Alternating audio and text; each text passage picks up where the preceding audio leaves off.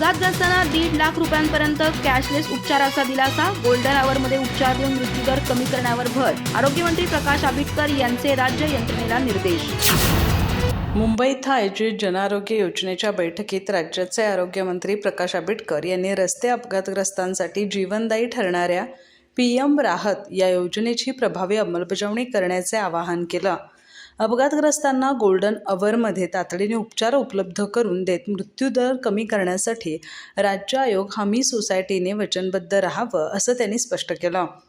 केंद्र शासनाच्या रस्ते परिवहन आणि महामार्ग मंत्रालयामार्फत राबवण्यात येणाऱ्या prime minister road accident victims hospitalization and assured treatment या योजनेअंतर्गत अपघातात जखमी झालेल्या रुग्णांना तातडीने उपचार मिळावेत यासाठी विशेष तरतूद करण्यात आली आहे.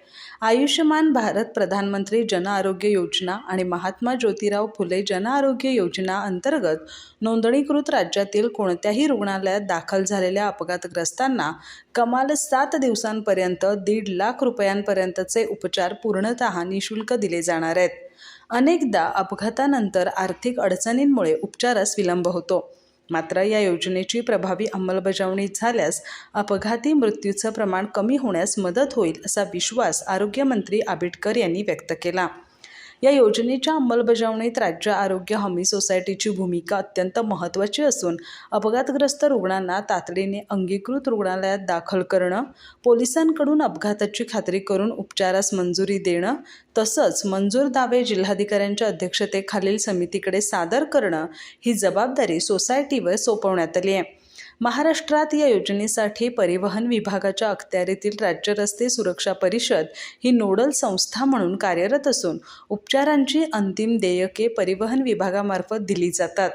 अपघातानंतर 24 तासाच्या आत रुग्णालयात दाखल झालेल्या भारतीय तसंच परदेशी नागरिकांनाही या योजनेचा लाभ मिळणार असून उपचार खर्च कमाल 7 दिवसांपर्यंत लागू राहणार आहे. डिझिग्नेटेड तसंच नॉन डिझिग्नेटेड रुग्णालयांमध्ये प्राथमिक स्थिरीकरण उपचार देणं आवश्यक असून त्यानंतर रुग्णांना पुढील उपचारासाठी अंगीकृत रुग्णालयात हलवणं अपेक्षित आहे. आपत्कालीन परिस्थितीत नागरिकांनी 112 या आपत्कालीन क्रमांकावर संपर्क साधावा तसंच या योजनेची माहिती सर्वसामान्यांपर्यंत पोहोचवावी असं आवाहनही आरोग्यमंत्र्यांनी केलं.